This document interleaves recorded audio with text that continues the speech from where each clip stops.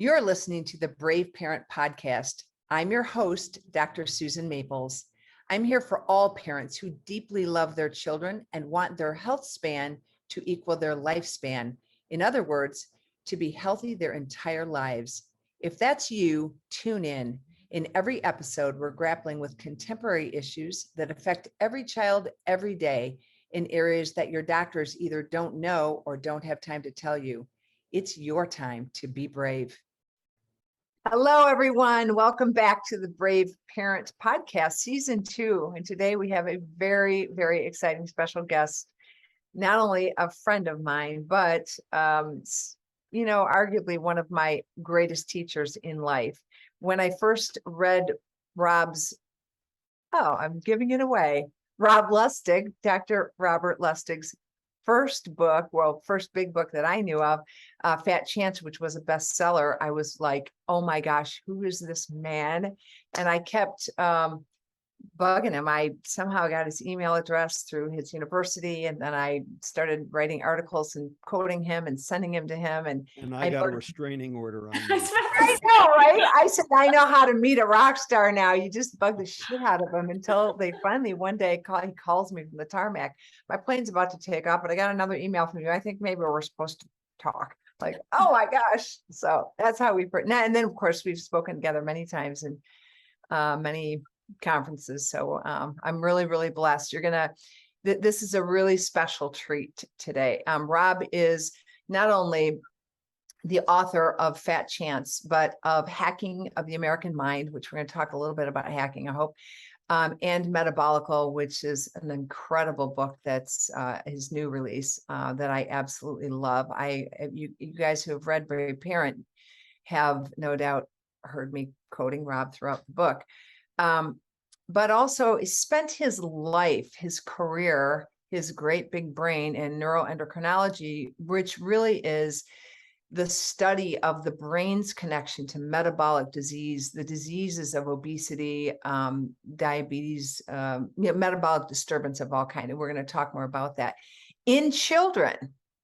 So pediatric neuroendocrinology, that means is the brain connected to all this, and what is it that fuels our addiction and the problems that we see? Why are we fat, sick, and tired all the time? So I don't know. You want to add to that, Rob?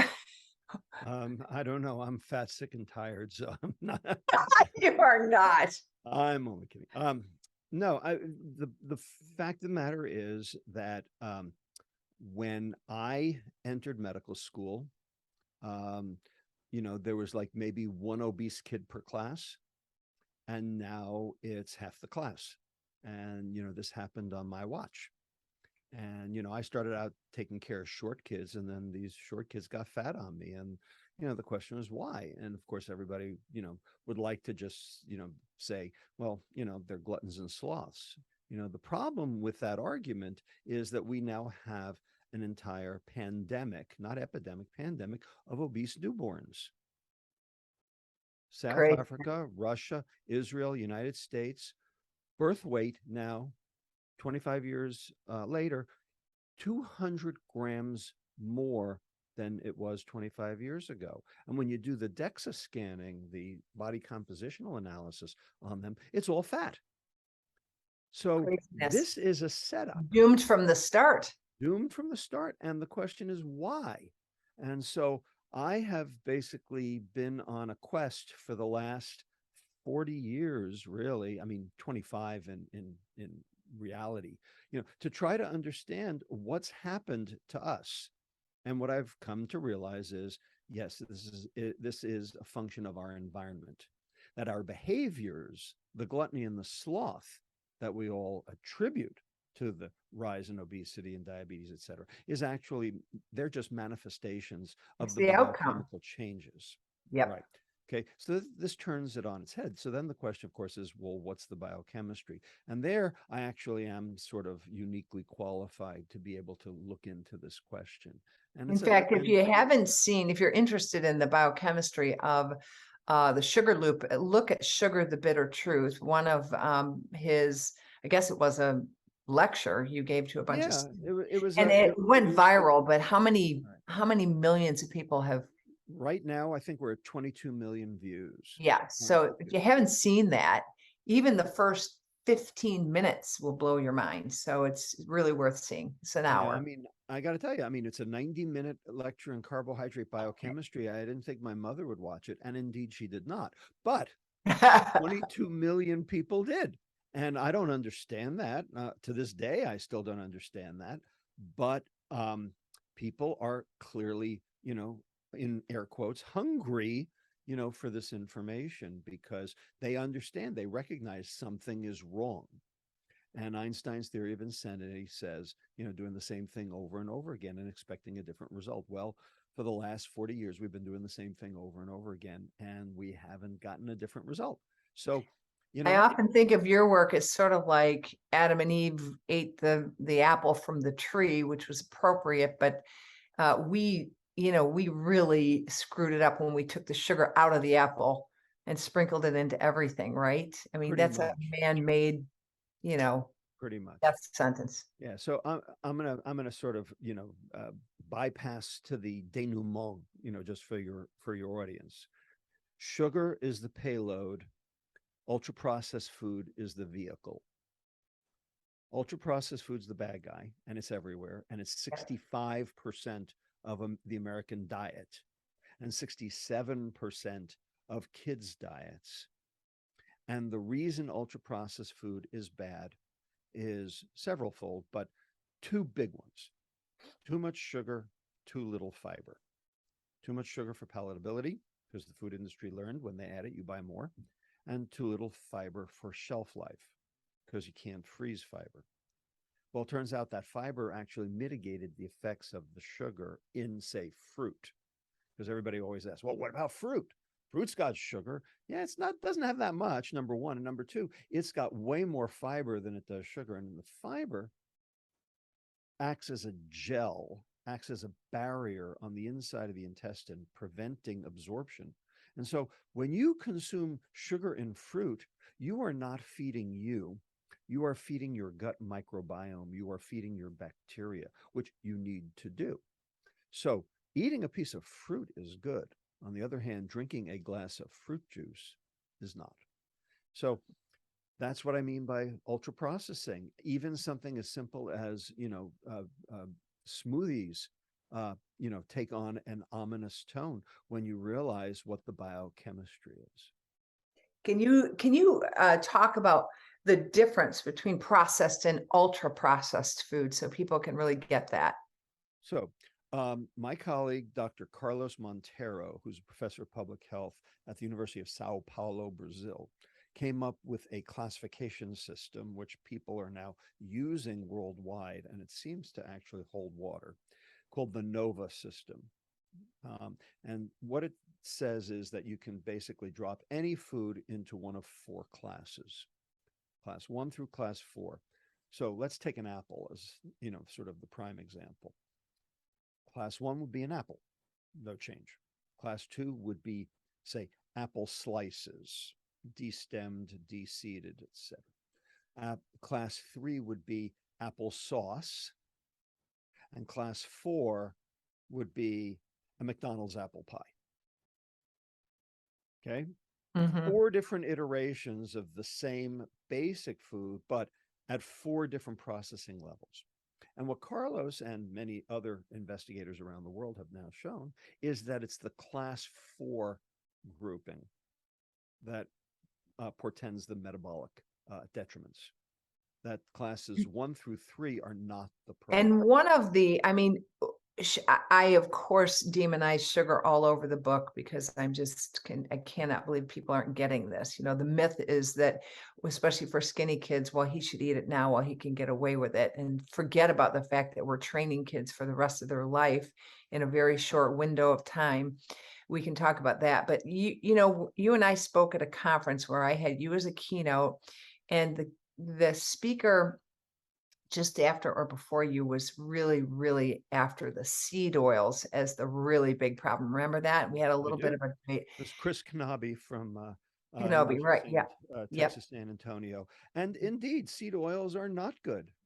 He's an ophthalmologist, and I believe that, he's onto something, because seed oils are omega-6 fatty acids, and omega-6 fatty acids are the precursor to arachidonic acid, which is the precursor to all the inflammatory cytokines in our body, Right. whether it be prostaglandins, leukotrienes, etc. Sex, DNA. Right. So there's no question that omega-6s are a bad guy in the story. Um, and omega-3s are a good guy in the story. The problem is people think they're eating omega-3s when they're eating farmed fish. They're not. They're eating omega-6s because we feed the farmed fish corn, and the omega-6s are in the corn. So a couple food sources for parents for kids of omega-3s are Fish, wild fish, wild caught wild fish. fish, and wild fish.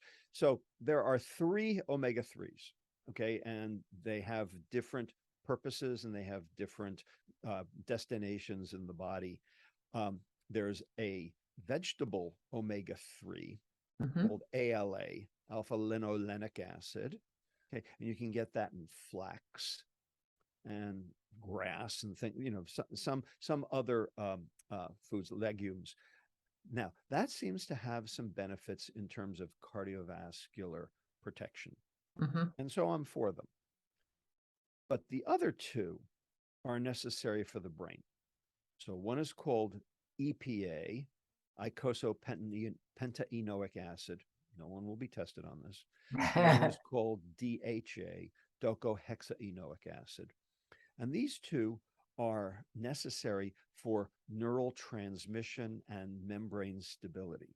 And it's been shown that if you're omega-3 deficient in either one, you have a greater risk for both depression and Alzheimer's. Well, and brain development in kids. Absolutely. We need these omega-3s, and they are essential. And the problem is, where do you get them? Well, turns out you get them from fish, but do the fish make the omega-3s? No. No, they eat the seaweed. The fish eat the omega-3s, right? Okay, the omega-3s are in the algae or in the seaweed. So that fish eat the algae or seaweed, we eat the fish, we get our omega-3s third hand. But the alpha linolenic acid in the flax gets converted to EPA and DHA unbelievably little. Okay, it's like 0.5%. It's not a good pathway. It's not a robust pathway. So I worry about kids who are, and adults for that matter, who are straight vegan, because they are not getting the EPA and DHA that they need. So they need to supplement, but the problem is the only supplement has DHA and not EPA. So even there, I'm a little worried. And if we're looking at toxicology, just as long as we're mentioning fish, I always like to say the bigger the fish and the longer it lives, the less healthy it is in terms of mercury and toxins. So you want smaller fish like salmon and little sardines, mackerel, anchovies, these very little itty bitty fish. Smash fish, right? Because they're the algae consumers. So, they're the ones you really want. But unfortunately, that's not the ones that are the big sellers in the store. Right. The tuna, the swordfish, the great big sharks. Yeah. Mahi. Right. Those and are of the course, ones the not bigger supposed to the eat very fish, often. the more likely there's some mercury contamination too. I want to go back to sugar and brain training for kids. Lauren's got 2 little ones. And, this is how old are your kids, Lauren? 4 and 7. 4 and 7. This is brain training time. This is the time for the rest of their life to set up preferences. This morning, I took a beach walk with a girlfriend who said, I was lucky because my grandmother got breast cancer really young. She was in her 50s. I was like in the 3rd or 4th grade. And she was literally the old fashioned, had the bacon grease on she was and she decided to clean up her diet and get rid of sugar and survived. And remember, we didn't have mammograms that detected cancers when they were tiny back then. So she said I was raised really in a sugar-free home, which is why I probably don't like it now. I'm just not a big dessert eater. If you took chocolate out of my diet, it would take me a month to figure it out. So that's brain training. And every single young patient, I say, let's start with breakfast. I just want to know what you ate for breakfast. Because Well, breakfast is cereal, it's Pop-Tarts, it's yogurt with sugar, it's a, sugar. a word on bacon grease. Okay. Mm. Yeah. Behind me, I don't know if you can see it, but behind me right there, there's a whole bunch of things on it right now, is a chair. Okay. And that chair belonged to an Arctic explorer. In fact, he was a founder of the Explorers Club. His name was Williamur Stephenson. Okay. He was born in North Dakota of Icelandic parents. He didn't speak English until he was 17. And then he went to Harvard. And he was a founder of the Explorers Club in 1917. He actually trained the ski troops for America during World War II. There's a postage stamp of him. He's like a mega, star in the anthropological world. And he's the one who actually figured out that Eskimos didn't get cancer and wrote a book called Cancer, a Disease of Civilization. Bottom line, he consumed a tablespoon of bacon grease every single morning. But it wasn't cured. It wasn't cured. That's right. It wasn't cured. So no nitrates. That's true. But bacon grease is not bad. People think, oh, it's those saturated fats, because we've been told for the last 40 years, 50 years, that saturated fat is the bad guy. Turns out that was a put up job by the food industry. And Well, we look, actually have coconut oil's all the rage, right? Coconut yeah, pulling, coconut this, that's yeah. saturated. Well, it's saturated and also medium chain triglycerides, both. But the bottom line is saturated fat is not the boogeyman. And it's taken us years to debunk all of the bad data that was accumulated and also all the propaganda. Now, it turns out the dairy industry has really been kind of, they've gotten a bad rep. And one reason is because they took dairy saturated fat and threw it in with red meat saturated fat, and turns out red meat saturated fat wasn't even the problem. Now, it is true that red meat consumption is associated with diabetes and cancer, but it's not the saturated fat. It might be the iron, because the iron's an oxidative stress. It might be the curing, the nitrates. It might be the fact that the red meat is very high in choline, and choline gets converted in your intestine by the bacteria to a compound called trimethylamine, which then becomes trimethylamine oxide in your liver, which is the stickiest substance in the human body and has been shown to be a primary driver of coronary plaques. So it is possible that red meat is not great for you, but it's not because of the saturated fat. And that's what we said it was. And then dairy got thrown in with the red meat, and that made dairy sort of the bad guy. Turns out dairy is actually protective against diabetes and cardiovascular disease. You hear everyone saying, oh no, all dairy is inflammatory. I'm like, well, There's one study that says that dairy is inflammatory, and it is the China study. And the China study from Campbell and Esselstyn. And I will tell you that is it's a big 500 pages. study. That is 500 pages of single univariate correlation in a Chinese population that is not adapted to milk.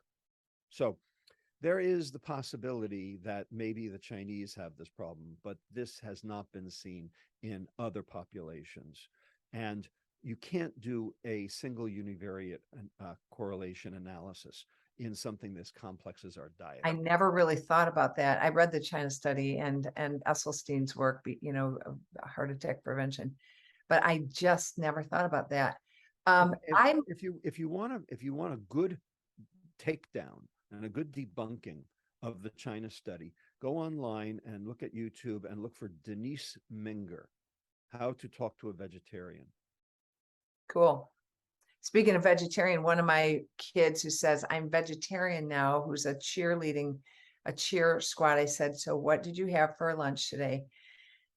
Doritos and a Coke. So Right. vegetarian doesn't mean healthy. No, She was that's being right. very honest with me. It's That's like, right. oh So, my and goodness.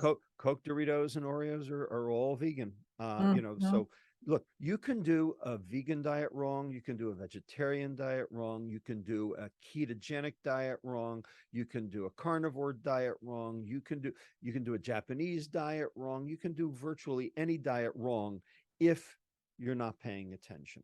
Now, every Diets, single one of diets those are diets very works. interesting to begin with because we're pathologic in our relationship to food. The fact that we need to try all these diets to lose weight rather than fix the root causes, which is to eat real food. And, Right. when you said, Rob, I want to go back to brain training because I love the work of hacking of the American mind. When you said we add the food manufacturers add sugar because it's palatable, we'll eat more. That's not the whole truth.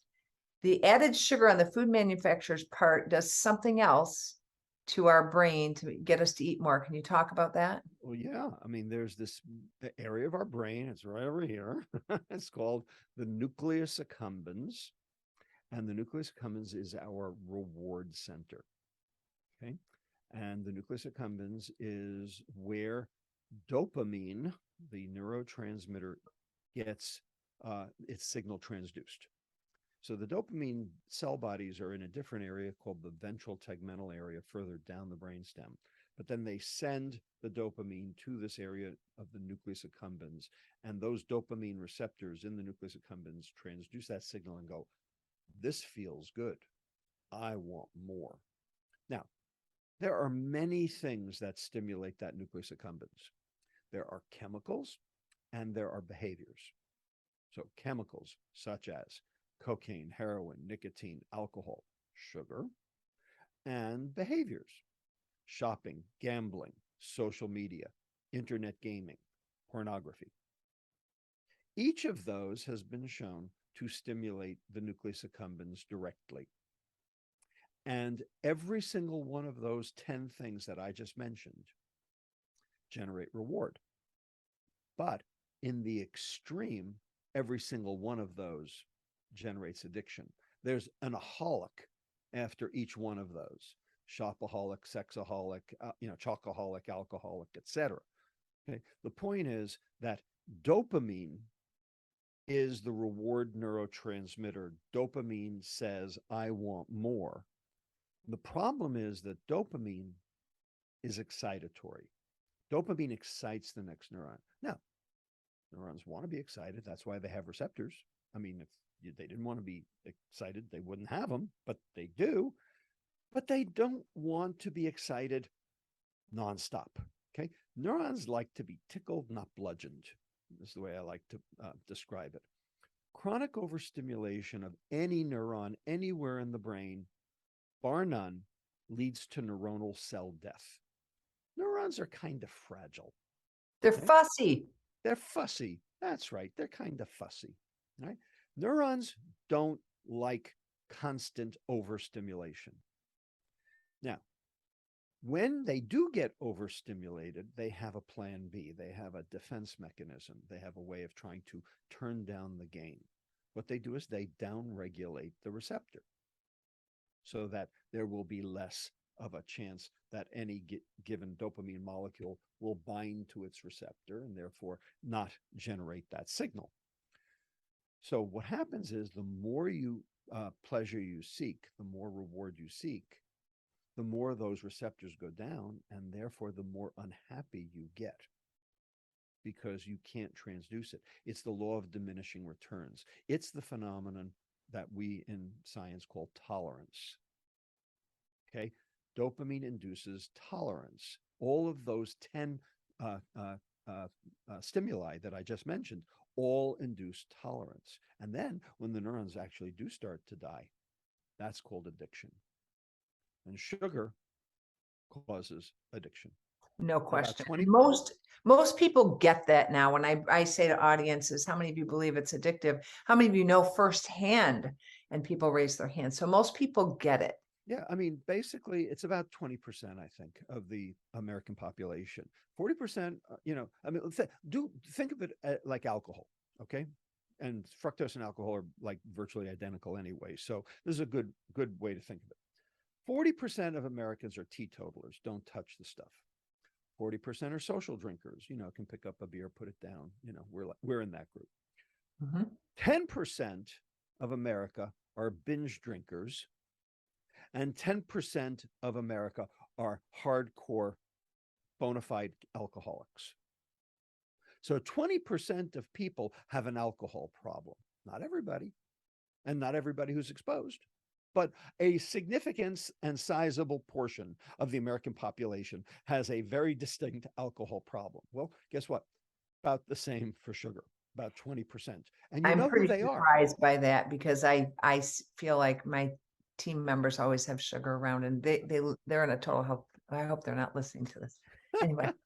Well, you know who they are because they admit it. They say, "Oh, I have a horrible sweet tooth."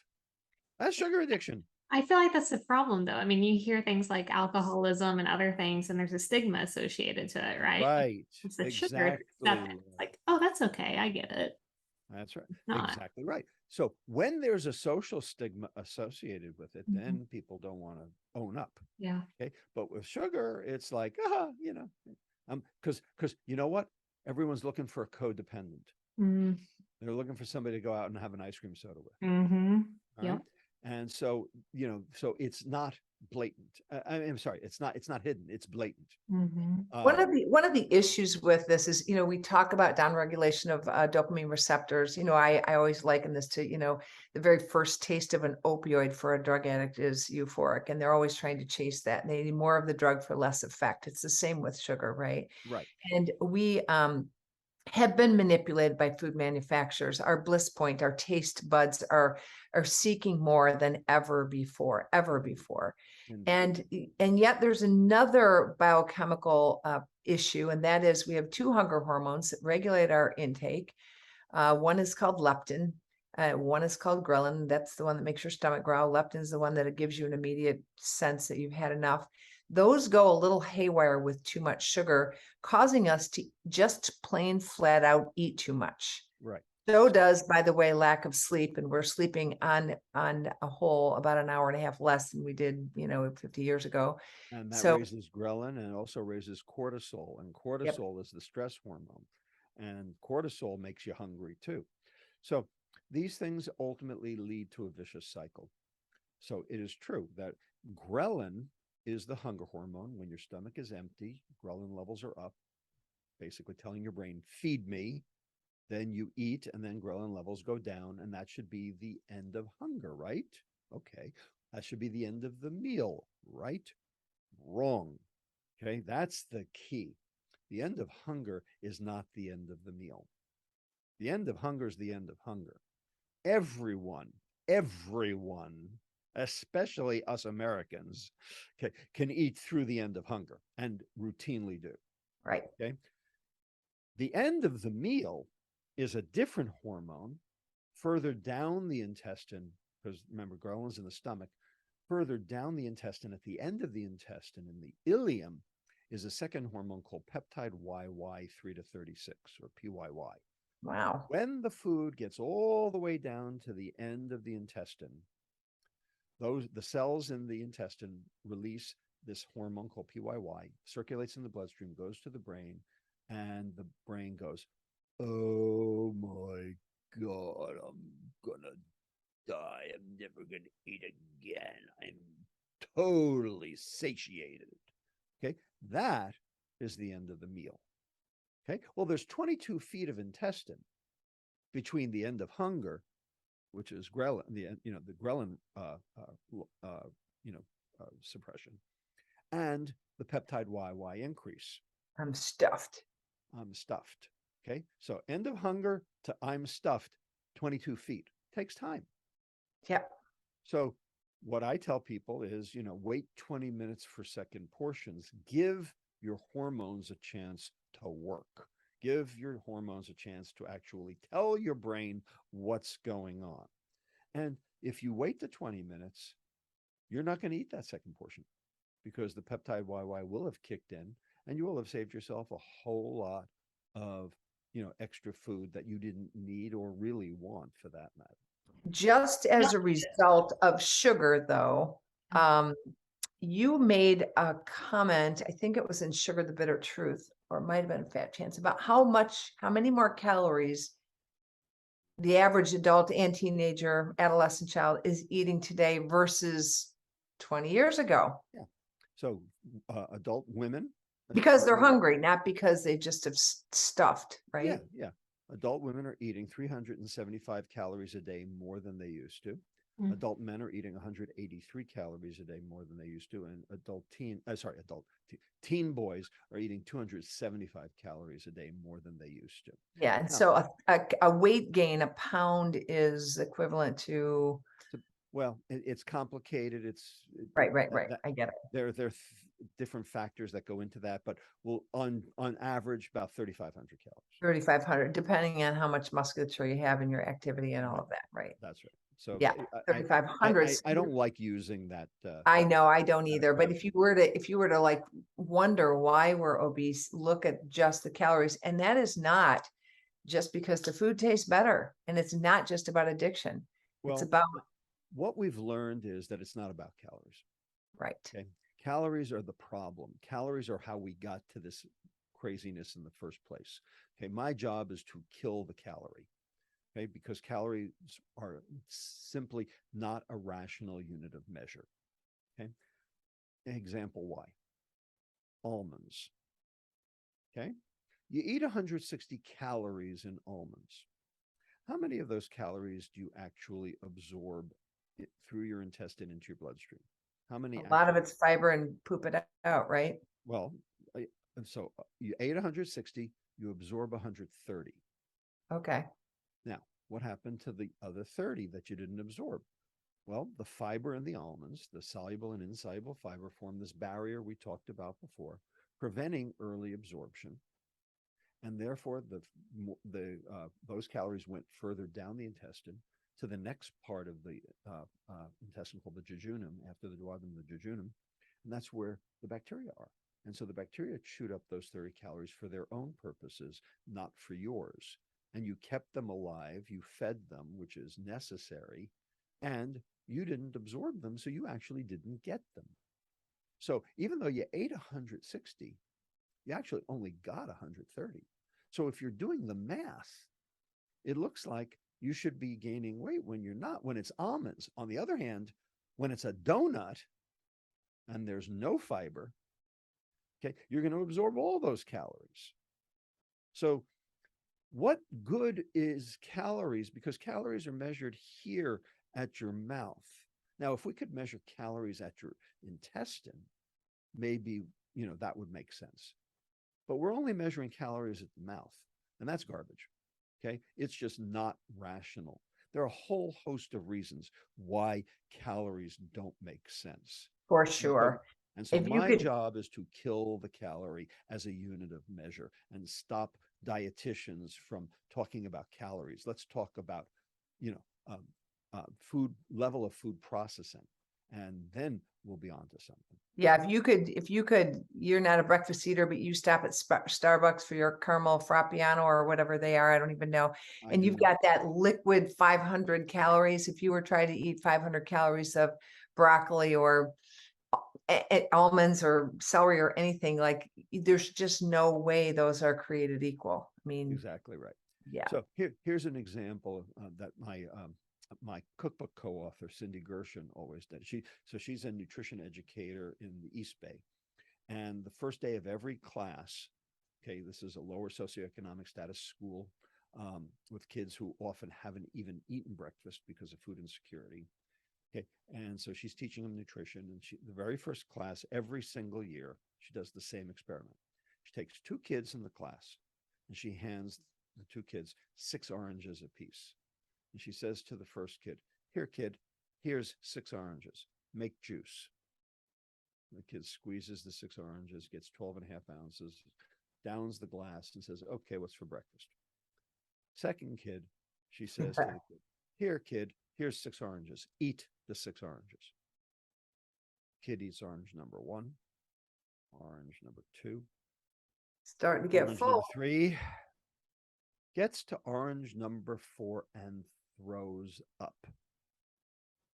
She's got the vomit basin ready because she knows orange number 4 is the witching orange. Okay. And the kid goes, oh my God, I'm going to die. And then the kid doesn't eat lunch or dinner either. Right. So what happened? The fiber happened. Exactly. The fiber in the oranges increased transit time, so the satiety signal came sooner. It acted as a barrier. Okay. It generated short chain fatty acids, which are anti-inflammatory and also appetite suppressing.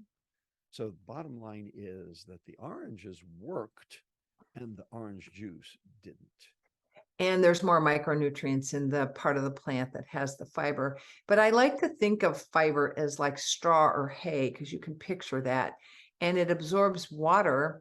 Sure. And so if you're hydrating well, it absorbs water and it gets sort of a thick glue-like mass, like like as if you were to make a smoothie with chia seed or ground flax and leave it on the counter, and you go to pour it in 15 minutes and it's like gelatin. That's what the fiber does in your gut, which is, as Rob said, mitigates or slows the absorption of sugar into the body. And that way our pancreas can keep up by kicking out little bits of insulin in reaction to little bits of sugar, which is how the pancreas was designed. That's right. That's it. All absolutely true. The only thing that I would add to that is that there are two kinds of fiber, soluble and insoluble. You need both. Now, real fruit has both. Vegetables have both. But there are these things called fiber 1 bars and fiber 1 cereal and all sorts of new concoctions out on the shelf that are high in, say, inulin.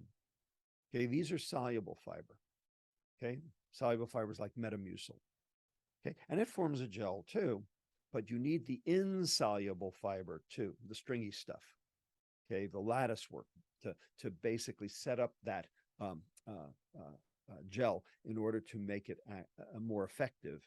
And also the insoluble fiber has benefits of its own, like for instance, improving risk for colon cancer, okay, and also acting as food for that microbiome.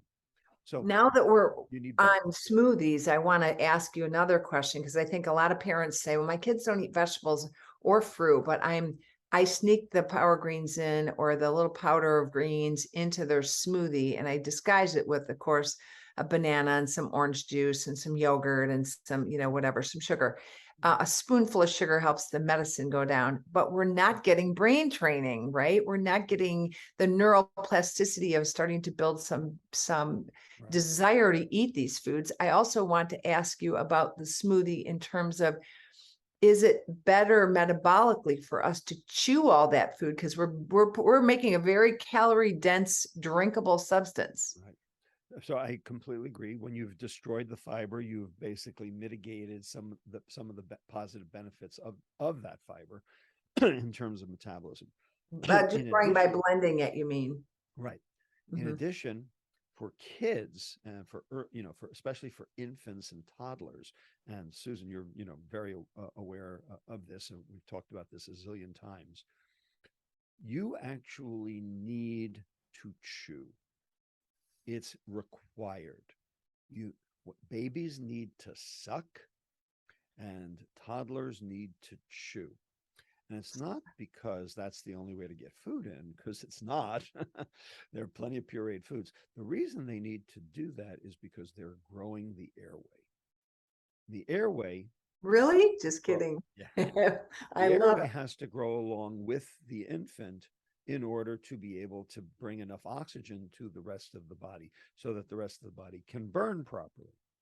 And the airway is the only way oxygen can get in. It's not like it gets absorbed through the skin. It's not like you can put it up your behind. It's got to be breathed in. And so the airway, especially the mouth, okay, has a certain cross-sectional area. And the goal is to make that cross-sectional area as wide as possible in order to conduct more air being able to go through, called Bernoulli's principle. why, pipes, make noise when they're, small and not when they're big. I'm so happy right now. We have a famous pediatric neuroendocrinologist talking about airway. And I just am like, thank you so much. Sure. The point is that you need that airway to grow. Well, the airway has this thing in it called the tongue. And the tongue has to make room for itself. And the way the tongue makes room for itself is by pushing on the hard palate, the top of the mouth, in order to spread the incisive suture, in order to increase the size and width of that palatal vault on purpose to make room for itself and also to grow the airway. Up and forward, the airway. I mean, it's amazing when you look in people's mouths, and if their mouths are retracted, you can't even see the airway. The whole complex is retracted. So we need that. Right. And if you don't do that, you end up with a phenomenon which lots of parents know about called malocclusion. And malocclusion means, guess what? Braces. That's a hell of a lot of money. Okay. And the goal is to not need the braces. Another thing that's going to happen is you're not going to have enough room for your wisdom teeth. And so now you've got wisdom tooth extraction, more money out the door. And it turns out that all of those kids with malocclusion and with braces, okay, all end up with obstructive sleep apnea as adults. It's a slow, slippery slope, and we see it all the time, which is how those of us got into pediatric airways, by seeing our adult patients who are literally slowly dying of the effects of obstructive sleep apnea. And it's because they can't conduct enough oxygen into their bodies. And this has metabolic detriments called diabetes, heart disease, Alzheimer's disease, etc. So there is a direct path from baby feeding, in fact, fetal feeding even, okay, through early childhood into young adulthood and adult chronic disease. Well, we are giving our kids pureed baby food. That's not even kids, but like pouches of all kinds for Right, toddlers and older kids. Exactly. Sucking instead of chewing. And it may be convenient, but that's not the issue. The issue is health.